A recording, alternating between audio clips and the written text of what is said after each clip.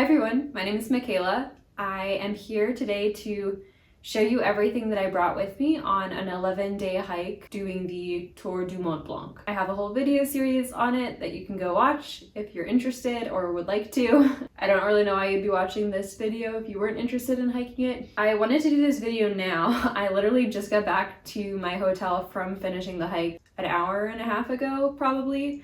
But I have to unpack everything from this bag and re-put it in my suitcase. So if this video doesn't happen now, it's probably not gonna happen. This worked for me, this worked for the weather. When I did the trip, which I did have some interesting weather, but I kind of lucked out with the timing of it all. By no means is what I brought what you should bring or like the best way to pack, the best way to do things, but this is just what I did. So I thought it might be helpful.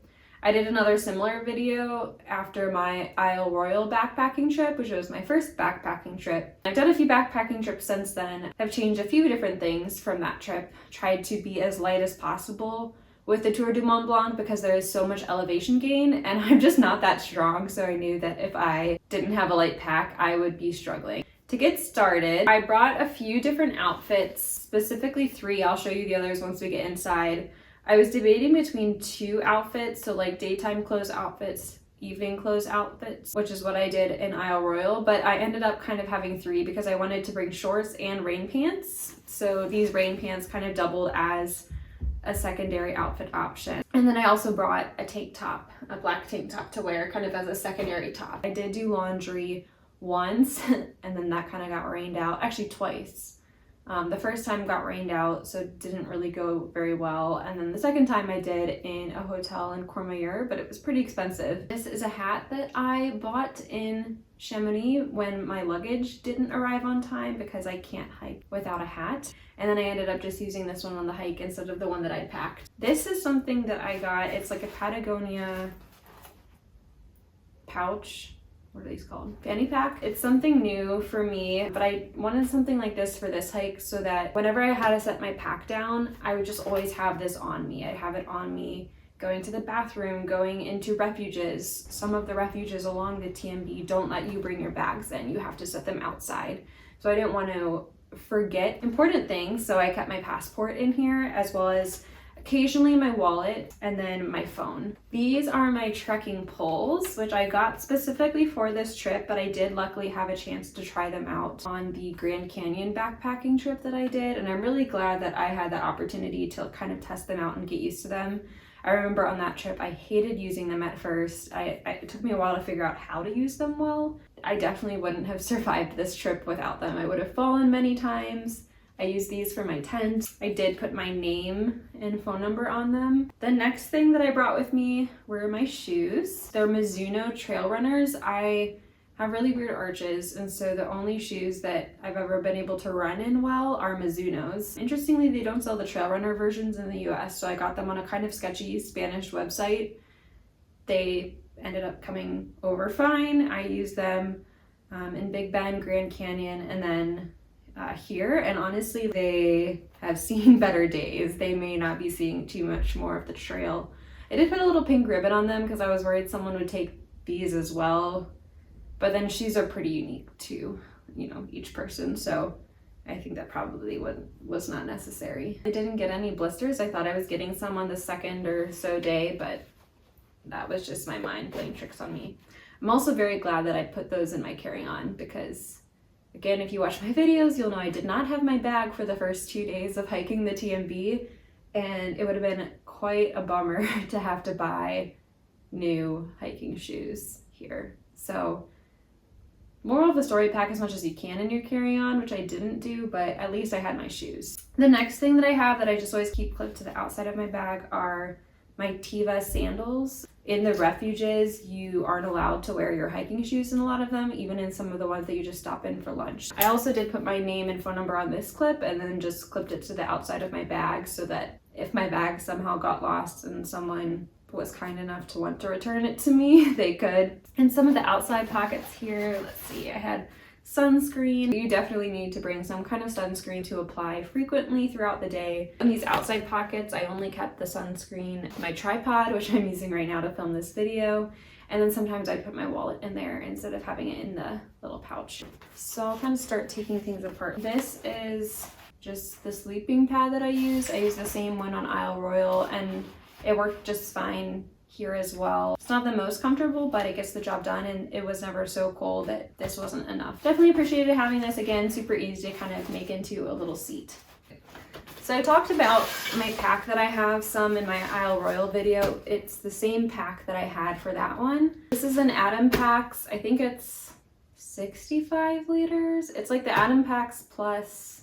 I've always really loved this pack. It's not waterproof, but it's water resistant, so I never brought a rain cover. There were some days where it was really rainy, but I was never out in it, so I don't know exactly how well it would have held up if I was out in some of those really bad days. But at least for the days that I was hiking, it was fine. It has some pockets and clips on the front. Here I had a safety whistle / compass, packed headphones to use to listen to music on trail.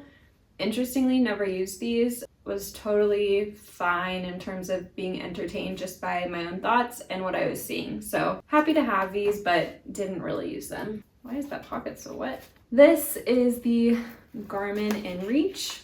I brought this on Isle Royal as well. This is something that I use, especially because I hike alone. I rented it from Outdoor Equipment Rentals, which is what I had done last summer for Isle Royal. It's just a little Garmin InReach that allows me to send satellite GPS messages to my family at night, in the morning, just to check in, let them know I'm okay. And then it also has an SOS button that will call for help if I need help in an area that doesn't have self-service. I really didn't use this as much on this trail. There was probably 2 nights where I didn't have self-service where I was staying. In general, there's pretty good cell service on most of the TMB. I would say the section where I had it the least was from Courmayeur through probably like Lake Contamine. Then in this pocket, I kept my extra phone. I downloaded Gaia GPS on this phone. And then I also downloaded all of my music onto this iPhone just to basically use as an iPod, but again, didn't end up using that at all. In terms of the Gaia maps, I bought that a few days before I left for my trip, and I'm really glad that I did. I think it was like $30-ish for the year. There were probably 5 or 6 points on trail where I wasn't 100% sure as to which path, which direction was the right way to go. And I think I would have been okay in most of those circumstances. I was right before I checked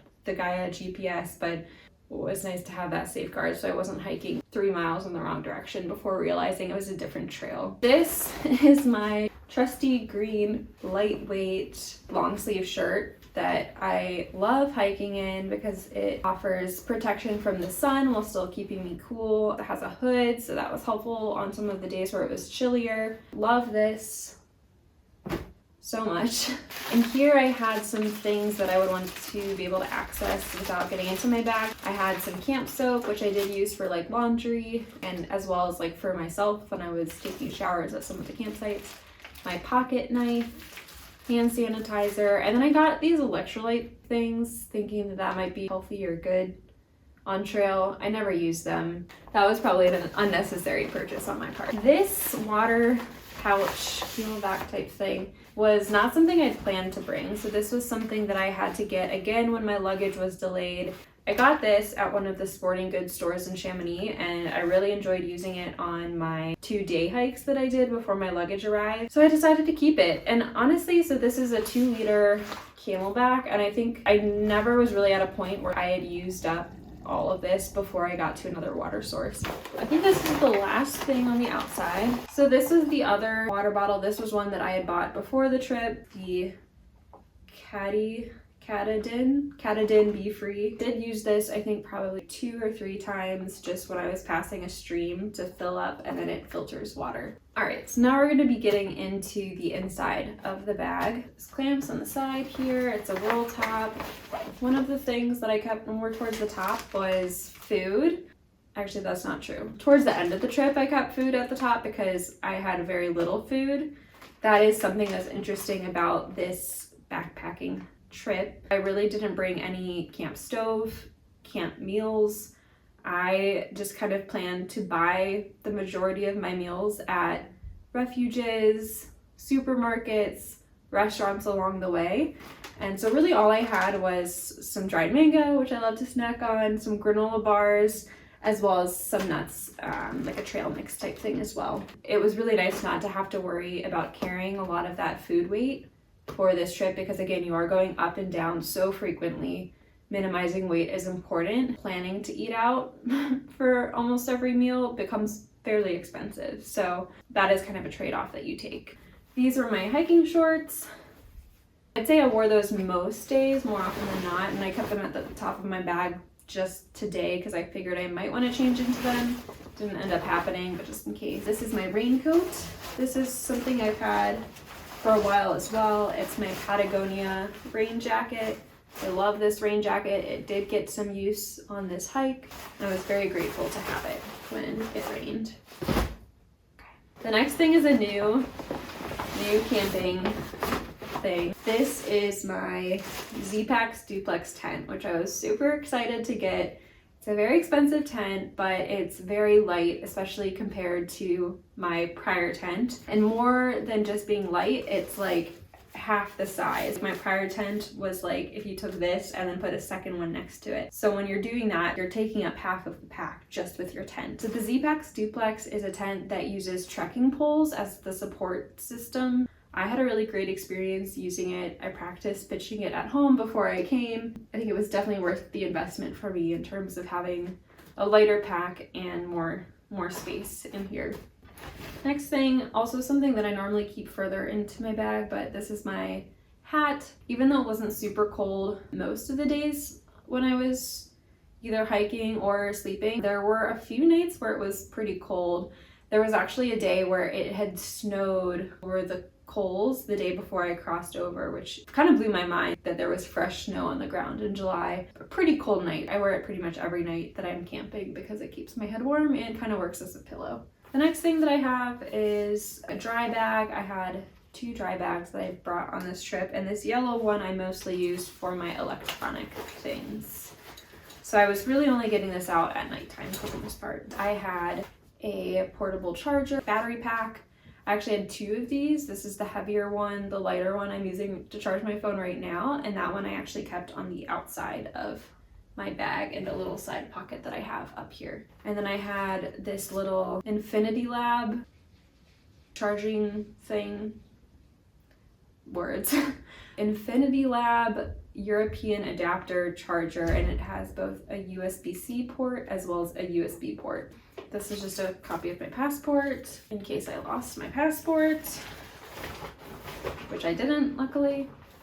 A headlamp, which honestly never used it. I was always pretty much in bed before the sun went down and waking up around when the sun was waking up. Didn't have to use this, but good to have. The last few things in here, I have a few pens that I brought along. I put my AirTag in there as well.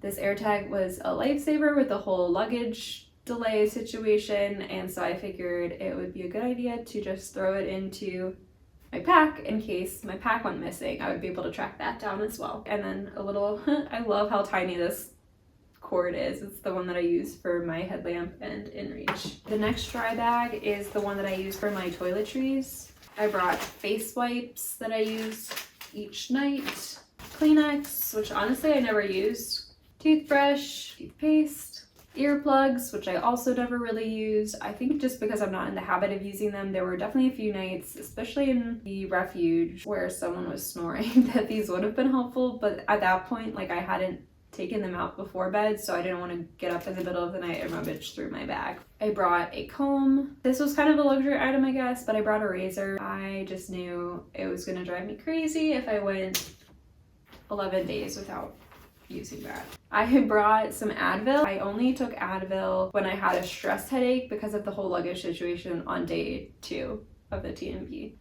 Or was that? No, that was day 1 of the TMB. Otherwise, I didn't use it. And then I also brought caffeine pills because I was worried I wasn't going to be able to find coffee in the morning and would get a caffeine headache. I found coffee every morning within the first hour. So whether it be at the refuge I was at the campsite I was at, or at a little cafe in a town that I was passing through early enough in the morning that it was fine. Normally on other hiking trips, I bring my AeroPress and make coffee, but again, trying to minimize weight and then take advantage of the luxuries that come along with the TMB in terms of restaurants and cafes and coffee.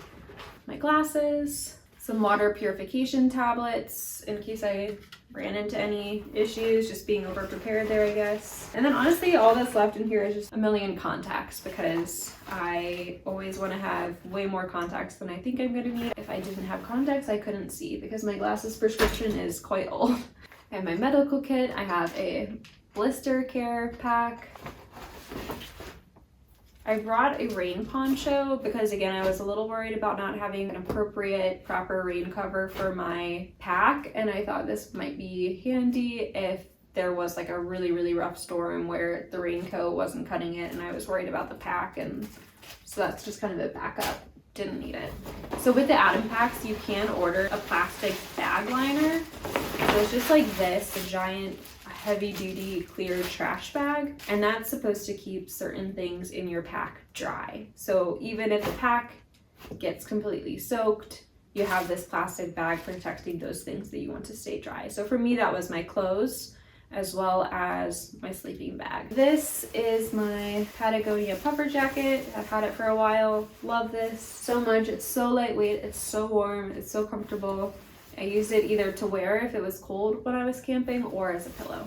This is just a Smart Wool long sleeve black shirt that I used for sleeping. Also really great for keeping warm at night. I brought a towel. So this is a quick dry towel. This was definitely helpful for whenever I was taking a shower at refuges or campsites. But I did try washing it when I did laundry and it took forever to dry. It's quick drying when you're using it to dry yourself off or dry something off, but if you actually like wash it, it is not quick dry. It's not going to be dry in a few hours. Maybe in my case that's because it was raining for most of those hours, but still. This is my purple hiking shirt. It's inside out right now, but you get the gist, just like an athletic short sleeve shirt. This is my guidebook, Jim Manthorpe Tour du Mont Blanc guidebook. Marked it up quite a bit before I left, especially because this guidebook is written for the anti-clockwise way of doing the Tour du Mont Blanc, which is the typical way of doing it, but I went clockwise and I did most, if not all, of the variants. So I had to kind of mark up which map I was going to and kind of try and keep track for each day. So I would write down like, this is map day 1.1 and then day 1.2 and day 1.3. And then like I'd have different colored arrows if there was bad weather and I needed to take a different route, so I would know kind of what that was. So as you can see, I kept this actually pretty far down in my bag. What I ended up doing, because I didn't want to just pull this out, I didn't know what the weather would be like, I each night would kind of read that section that I was going to be doing the next day, and then I would actually take pictures on my iPhone of the maps for that day, and I would favorite them. So that was really nice because instead of pulling this out of my pack, flipping to the right page, all I had to do was take my phone out of my little Patagonia fanny pack, and I had the maps right there. So these were my leggings, wore them at bedtime. And then the last thing, so this is, it's a little lopsided and lumpy right now, but this is my sleeping bag. It's the one that I used for Isle Royal as well, and I've used ever since. It's an Light and Equipment sleeping bag. It's down, so it's very lightweight, super warm. I very much like it. It's actually a quilt, it's not a sleeping bag. Definitely appreciated having that when it was colder. I think that's everything. Nope, I lied.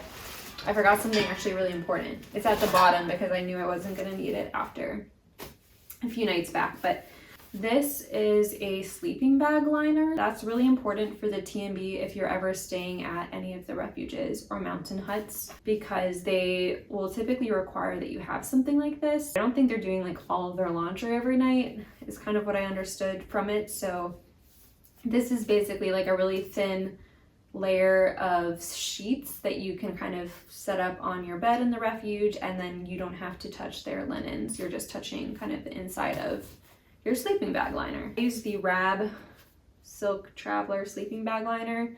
The silk is good because it's more lightweight. It's, you can see it packs up really small. It was kind of nice and cool, and then I was able to use their heavier blankets over top of this. I thought this one worked really well. It was one of the ones that has like a hood part, which I thought was helpful because then I could cover up their pillow as well, so I wasn't touching any of their linens. I'm a little bit of a germaphobe, so that was important for me. Okay, I I think that's actually everything. Oh, no. I did forget to mention, I brought socks. 2 pairs of socks. Probably should have brought 3. So with that, that's pretty much everything I brought with me to hike the TMB in 2023. I don't think I would have done anything differently, honestly. Maybe brought another pair of socks. I wouldn't have brought the electrolyte packets, but everything else I think worked out pretty well. So if you have any questions, leave a comment. I'll try to answer. I might link some things in the description. I've not really done that before. If you think that would be helpful, let me know and I'll update the description to include those things. If you're hiking the TMB, I hope you have a wonderful time. I thought it was absolutely amazing. And I really hope that your luggage does not get delayed like mine did. Bye!